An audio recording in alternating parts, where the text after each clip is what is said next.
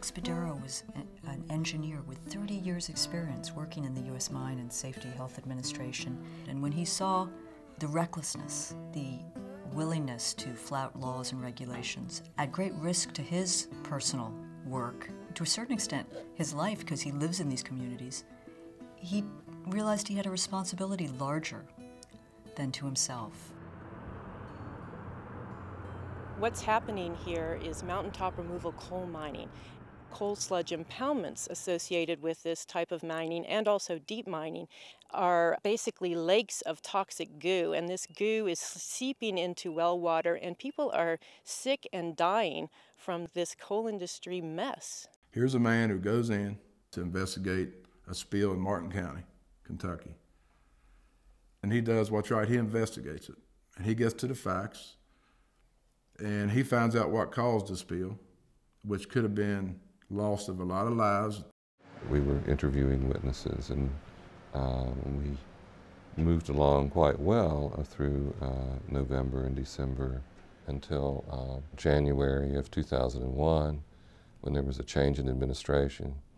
And then when the Bush administration came in, a new team leader was appointed, and most of the interviews were stopped, and then the interference began in the actual writing of the report by the administrators, trying to shape the report so that it didn't criticize the Mine Safety and Health Administration. It was also easier on the mining company. Is it harmful to humans and animals?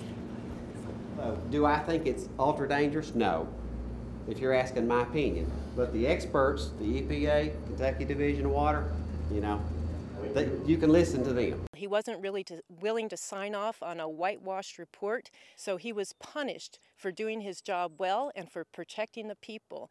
And he basically ended up losing his job. It's rare to find any person in a position like that who would be willing to come up and say, hey, this is not right.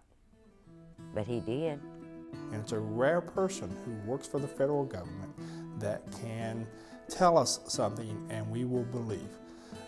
And Jack's that person. If they're getting rid of Jack because of what he's saying, then there's a deep problem here. And the government screwed him, and Massey Coal screwed him. That's who screwed him. It was dead wrong. And what they'd done was they created a monster, because Jack will not give up until they put him 6 feet under.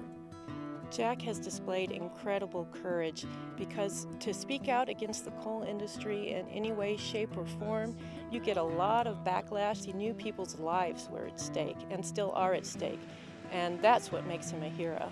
This couldn't be more important now, as we know the tragedies in this last year. But these are tragedies that go on at all points in our history and go unnoticed, except for people like Jack Spadaro, who risk their jobs, who risk discrimination, humiliation, harassment in small towns to speak out on behalf of others.